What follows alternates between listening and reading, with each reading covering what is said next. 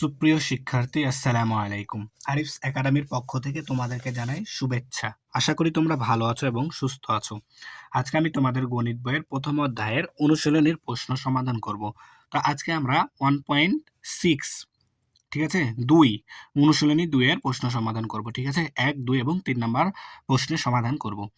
তো দেখো ভাইয়া, প্রথমে 1 নাম্বার প্রশ্ন দেওয়া আছে যে নিচের সংখ্যাগুলো তুলনা করো এবং প্রতীক চিহ্নগুলো বসাতে হবে। ঠিক আছে, তো ভাইয়া মেবি আমরা 6 নাম্বার ক্লাসে শিখেছিলাম যে ছোট বড় নির্ণয় করতে হয় কিভাবে। ঠিক আছে, তো দেখো ভাইয়া, তোমরা যারা আজকে এই ভিডিওটা দেখছো অবশ্যই তোমরা 6 নাম্বার ক্লাসটা করে আসবা, তাহলে তোমরা এই 1 নম্বর অঙ্ক সমাধান করতে তোমাদের কোনো অসুবিধা হবে না, তোমরা খুব সহজেই বুঝতে পেরে যাবা। ঠিক আছে, তাহলে চলো দেখো আমরা শুরু করি।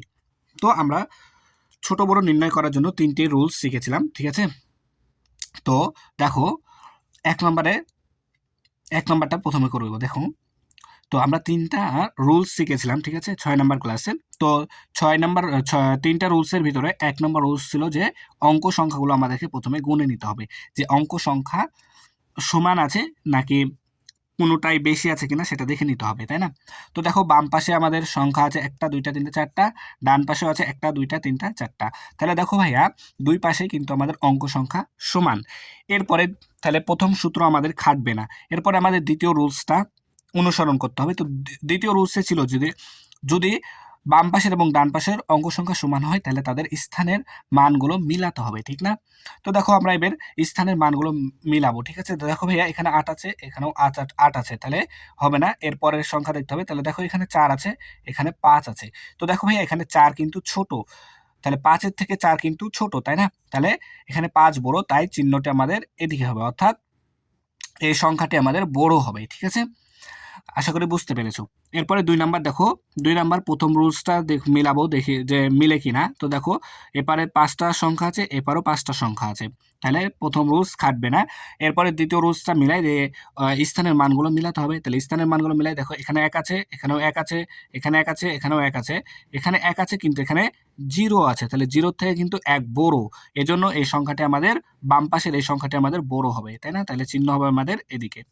ঠিক আছে, এরপর 3 নাম্বার দেখো, 3 নম্বরে অঙ্ক সংখ্যা গুনতে হবে। তাহলে 2 4 6, 2 4 6, তাহলে দুই পাশে অঙ্ক সংখ্যা সমান। তাহলে আমাদেরকে কি করতে হবে? স্থানের মানগুলো মিলাতে হবে। তো স্থানের মান দেখো ভাইয়া, এখানে আছে 2, এখানেও আছে 2, এখানে আছে 8, এখানে আছে 9। তাহলে 9 কিন্তু এই 8 এর থেকে 9 কিন্তু বড়। এজন্য আমাদের এই সংখ্যাটি বড় হবে, ডান পাশের সংখ্যাটি আমাদের বড় হবে, তাই না? তার জন্য এই সংখ্যাটি এদিকে হা করে থাকবে। এরপরে 4 নাম্বার দেখো, 4 নাম্বারেও মিলাই, 1 2 3 4 5 6 7টা, 1 2 3 4 5 6 7টা। তাহলে দুই পাশে অঙ্ক সংখ্যা সমান, তাহলে আমাদেরকে স্থানের মানটা মিলাতে হবে। তো দেখো, এখানে 2 আছে, এখানেও 2 আছে, এখানে 2 আছে, এখানেও 2, এটাতেও 2, এখানেও 2, এখানে 2, এখানেও 2 আছে। এরপরে এখানে 2, এখানেও 2 আছে। দেখো, কিন্তু লাস্টের সংখ্যা, লাস্টে দেখো 1 আছে এখানে, আর এখানে আছে 3। তাহলে অবশ্যই আমরা বুঝতে পারছি যে এই সংখ্যাটি আমাদের বড় হবে, তাই না? কারণ কি, 1-এর থেকে 3 কিন্তু আমাদের বড়, তাই এই সংখ্যাটি, ডান পাশের সংখ্যাটি আমাদের বড় হবে। তাহলে চিহ্ন এইদিকে হা করবে। আশা করি বুঝতে পারছো। ঠিক আছে, এরপরে 5 নাম্বারটা দেখো। তো 5 নাম্বারটা দেখো, বলছে অঙ্ক সংখ্যা গুনতে হবে সেম। তাহলে 2 4 6 7টা, 2 4 6 7, 7টায় আছে। তাহলে দুই পাশে, বাম পাশে এবং ডান পাশে আমাদের অঙ্ক সংখ্যা সমান, তাহলে স্থানের মান মিলাতে হবে।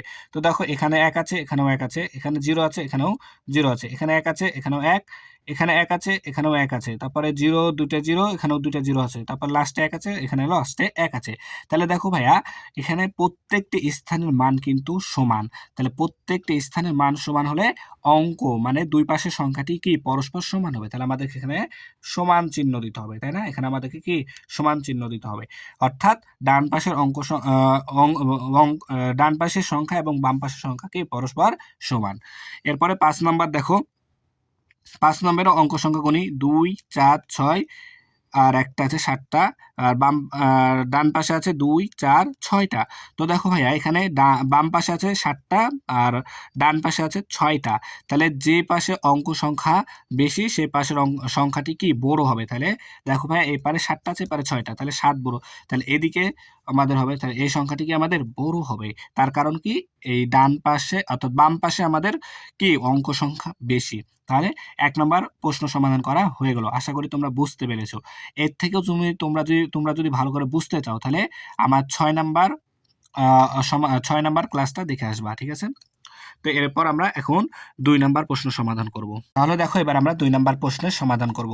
দেখো ২ নাম্বার বলছে যে নিচের ৬টি কার্ড ব্যবহার করে ৬ অঙ্কের সংখ্যা তৈরি করো। ৬ অঙ্কের সংখ্যা তৈরি করতে হবে। তো দেখো ভাই এখানে আমাদের ৬টা কার্ডে ৬ রকম অঙ্ক দেওয়া আছে।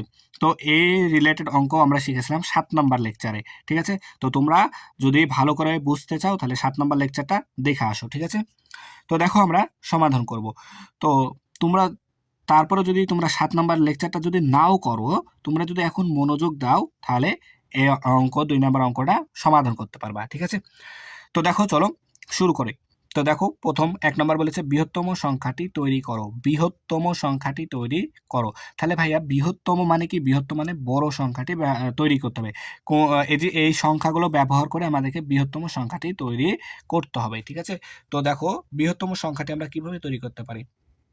তো যেহেতু বলেছে বৃহত্তম, তাহলে সবথেকে বড় সংখ্যা যেটা সেটা আগে বসবে। ঠিক আছে? তো তোমরা যখন পরীক্ষার খাতায় লিখবা তখন এভাবে লিখবা যে বৃহত্তম সংখ্যাটি তৈরি করা হলো। এরপরে তোমরা লিখবা। ঠিক আছে? তো এখানে দেখো সবথেকে বড় আছে ৮। ঠিক আছে? কি ৮ কেন বলছি? ৯। দেখো এই যে ৯ আমাদের সবথেকে বড়। তাই প্রথমে আমাদের ৯ বসাতে হবে। ঠিক আছে? এরপরে দেখো সবথেকে ৯ এর পরে কে বড় আছে দেখো ৮। তাই ৮ আমাদেরকে এখানে বসায় দিতে হবে। ঠিক আছে? এরপর ৮ এর থেকে একটু বড় কে আছে? ৮ এর থেকে একটু বড় আছে আমাদের ৬।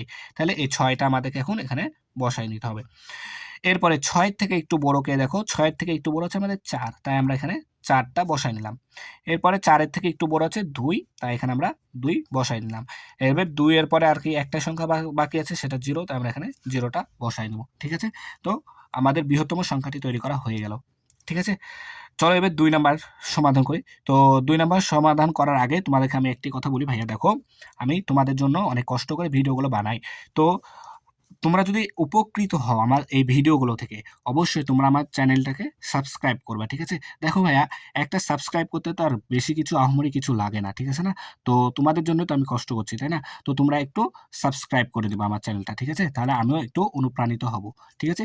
তো চলো তাহলে ২ নাম্বারটা সমাধান করি। তো দেখো ভাইয়া বলছে বৃহত্তম আচ্ছা ২ নাম্বার করার আগে আমরা ৩ নাম্বারটা করি। ৩ নাম্বারটা দেখো ভাইয়া বলছে যে ক্ষুদ্রতম সংখ্যাটি তৈরি করো। ক্ষুদ্রতম সংখ্যাটি তৈরি করো। তাহলে আমরা এখানে লিখব। ঠিক আছে? তো তোমরা যেভাবে লিখবা যে ক্ষুদ্রতম সংখ্যাটি তৈরি করা হলো, এরপরে লিখবা। ঠিক আছে? তো ক্ষুদ্রতম অর্থাৎ সবথেকে ছোট যে। তো দেখো ভাইয়া সবথেকে ছোট আছে আমাদের এখানে ০। ঠিক আছে? কিন্তু সর্ববামে কিন্তু আমাদের শূন্যের দাম নেই। ঠিক আছে? এজন্য শূন্যটাকে ১ অঙ্কের পরে বসাবো। অর্থাৎ ২য় অঙ্কের স্থানে শূন্যকে বসাবো। ঠিক আছে? তো দেখো শূন্যের থেকে একটু বড় কে আছে তাকে আগে বসাবো। তো শূন্যের থেকে শূন্য বাদে একটু বড় আছে ২ মানে ২ হ্যাঁ, তাই আমরা এখানে ১ম এ ২ লিখব। সবথেকে ছোট শূন্যের পরে সবথেকে ছোট আছে কিন্তু আমাদের এখানে ২। তাই ২ টাকে আমরা আগে ১ম বসালাম। ঠিক আছে? এরপরে ২য় অঙ্কের স্থানে আমাদেরকে শূন্যটা বসায় নিতে হবে। ঠিক আছে? তো বসায় নিলাম। তাহলে ২ এবং ০ চলে গেল। এরপরে দেখো ২ এর থেকে একটু সবথেকে ছোট আছে ৪। তাই ১ম আমাদেরকে ৪ বসাতে হবে। তারপরে ৪ এর পরে ৬ আর ৬ এর পরে ৮, ৮ এর পরে আমাদের ৯। আশা করি তোমরা বুঝতে পেরেছো। ঠিক আছে? তো এই ২ টা সমাধান হয়ে গেল। ঠিক আছে? এরপর দেখো ২ নাম্বারটা বৃহত্তম বিজোড় সংখ্যাটি তৈরি করো। বৃহত্তম বিজোড় সংখ্যাটি তৈরি করো। ঠিক আছে? তাহলে সবথেকে বড় বিজোড় সংখ্যাটি তৈরি করতে হবে। ঠিক আছে? তো দেখো ভাইয়া বৃহত্তম বিজোড় সংখ্যা তৈরি করার আগে এখানে বিজোড় সংখ্যা আমাদের কিন্তু একটাই আছে। সেটা হচ্ছে আমাদের এই ৯ কিন্তু একটাই বিজোড় সংখ্যা আছে। ঠিক আছে? বাদবাকি ২, ৪, ৬, ৮, ০ এগুলো সব কিন্তু কি জোড় সংখ্যা। ঠিক আছে? তাই বিজোড় সংখ্যা বের করতে বলেছে তাই আমরা এই ৯ টাকে সবার লাস্টে বসাবো। ঠিক আছে? সবার লাস্টে এই ৯ টাকে বসাবো। তো ১ম এ দেখো বড় সবথেকে আছে ৮ তাই আমরা এখানে ৮ লিখে নিব। ঠিক আছে? যেহেতু বলেছে বৃহত্তম তাই ১ম এ ৮ টা লিখে নিব। তারপরে ৮ এর পরে হবে আমাদের ৬, তারপরে হবে আমাদের ৪, ৪ এর পরে ২, এরপরে ০, তারপরে ৯। ঠিক আছে? তাহলে এটা আমাদের হয়ে গেল কি বিজোড় সংখ্যা। ঠিক আছে? এরপরে দেখো ৪ নাম্বারটা সমাধান করব। তো ৪ নাম্বার বলেছে ক্ষুদ্রতম বিজোড় সংখ্যাটি তৈরি করো। ক্ষুদ্রতম বিজোড় সংখ্যাটি তৈরি করতে হবে। ঠিক আছে? তো সবথেকে ক্ষুদ্রতম বিজোড় সংখ্যাটা আমাদেরকে তৈরি করতে হবে। তো দেখো কিভাবে করতে পারি? তো সব থেকে ছোট আছে আমাদের এখানে, প্রথমে বসাবো 2, ঠিক আছে? ক্ষুদ্রতম সংখ্যাটি হবে, ক্ষুদ্রতম বিজোড় সংখ্যাটি হবে প্রথমে আমাদের কি 2, এরপরে হবে 2, তারপরে হবে 0, এরপরে সব থেকে ছোট আছে 4, তারপরে আছে 6, এরপরে হবে আমাদের কি 8 হবে, এরপরে 8 হবে, আর তারপরে সবার লাস্ট হবে 9। তাহলে আমাদের এটা ক্ষুদ্রতম বিজোড় সংখ্যা তৈরি করা হয়ে গেল। ঠিক আছে? আশা করি তোমরা বুঝতে পেরেছো। এরপর আমরা 3 নম্বর অঙ্কের সমাধান করব। তাহলে দেখো ভাই, এরপর আমরা 3 নম্বরটা সমাধান করছি। তো 3 নম্বরে দেখো বলছে যে কি কয়েকটি শহরের জনসংখ্যার তালিকা নিচে দেওয়া হলো। সংখ্যাগুলোকে ছোট থেকে বড় ক্রমানুসারে সাজাও। ছোট থেকে বড় ক্রমানুসারে সাজাও। কোন শহরের জনসংখ্যা সর্বোচ্চ ও কোন শহরের জনসংখ্যা সর্বনিম্ন তা নির্ণয় করো। অর্থাৎ দেখো ভাই, এখানে ক, খ, গ, ঘ, ঙ এগুলো একটা হচ্ছে কি শহরের নাম। এই শহরে কতজন মানুষ বসবাস করে তার সংখ্যা এখানে দেওয়া আছে। ঠিক আছে? তো এই সংখ্যাগুলোকে আমাদেরকে ছোট থেকে বড় ক্রমানুসারে সাজাতে হবে। তো ছোট কোনটি বড় তা নির্ণয় করা তো আমরা আজকের এই ক্লাসেও শিখলাম, আবার এর আগের ক্লাসে আমরা 6 নম্বর লেকচারেও শিখেছি। ঠিক আছে? তো তোমরা ছোট থেকে বড় ক্রমানুসারে সাজাতে পারবা আশা করছি। তো দেখো, তারপর আমি এখানে সাজিয়ে রেখেছি। তো 3 নাম্বারটা সমাধান করার আগে তোমরা এখানে লিখে নিবা যে সংখ্যাগুলোকে ছোট থেকে বড় ক্রমানুসারে সাজানো হলো। এরপরে এভাবে তোমরা সাজায় নিবা। ঠিক আছে? তো দেখো, আমি এখানে সাজায় রেখেছি। ঠিক আছে? তো দেখো, এখানে সবথেকে ছোট হচ্ছে এই, এখানে হচ্ছে সবথেকে ছোট হচ্ছে এটা, একক, দশক, শতক, হাজার, অযুত, লক্ষ, অর্থাৎ 3,71,993 সবথেকে ছোট, এবং সবথেকে বড় হচ্ছে একক, দশক, শতক, হাজার, অযুত, লক্ষ, নিযুত, অর্থাৎ 45,89,476 সব থেকে বড়। ঠিক আছে? এখানে সব থেকে ছোট এটা, সব থেকে বড় হচ্ছে এটা। তো এখন বলেছে যে দেখো, তাহলে এটা আমাদের কিন্তু সাজানো হয়ে গেছে। এখন দ্বিতীয় প্রশ্ন হচ্ছে জনসংখ্যা সর্বোচ্চ কোন শহরে এবং জনসংখ্যা সর্বনিম্ন কোন শহরে। তো দেখো ভাইয়া, এটা আছে আমাদের ক নাম্বারে। তাহলে জনসংখ্যা সবচেয়ে কম ক শহরে, তাই না? এখানে লিখে নেবা যে জনসংখ্যা সবচেয়ে কম ক শহরে। কত? ক শহরে সবচেয়ে কম কত? 37, 19, 93। এটা হচ্ছে কি আমাদের সবথেকে কম। ঠিক আছে? এরপরে আবার দ্বিতীয় নাম্বার বলেছে যে কোন শহরে জনসংখ্যা, এটা কিন্তু আমাদের কম গেল। হ্যাঁ, ঠিক আছে? তো প্রথমে সর্বোচ্চটা লিখতে হতো, তো আমি প্রথমে কম যেটা সেটা লিখে নিয়েছি। তো এরপরে প্রথমে লিখবা যে তাহলে সর্বোচ্চ, তাহলে সর্বোচ্চ জনসংখ্যা কোথায়? এই যে 45, তাহলে 45,89,476 কোথায় আছে? দেখো, এটা ঘ নাম্বার শহরে। তো লিখবা যে সর্বোচ্চ জনসংখ্যা ঘ শহরে, ঘ শহরে কত দিয়ে এটা লিখে নেবা যে 45,89,476। ঠিক আছে? এটা দিবা প্রথমে, তারপরে এটা দিবা। ঠিক আছে? তো সর্বনিম্ন ক শহরে এবং সর্বোচ্চ কোন শহরে? ঘ শহরে। তাহলে এই প্রশ্ন সমাধানের মাধ্যমে আমাদের এই অধ্যায়টা পুরোপুরি কমপ্লিট হয়ে গেল। ঠিক আছে? এরপরে আমরা দ্বিতীয় অধ্যায় যোগ বিয়োগের অঙ্ক শুরু করব। ঠিক আছে? তো আশা করি তোমরা বুঝতে পেরেছো। ভিডিওটি ভালো লাগলে অবশ্যই লাইক, কমেন্ট, শেয়ার করতে ভুলবে না, এবং পরবর্তী ভিডিও সবার আগে পেতে আমাদের চ্যানেলটি সাবস্ক্রাইব করে রাখো। আল্লাহ হাফেজ। আসসালামু আলাইকুম ওয়া রাহমাতুল্লাহ।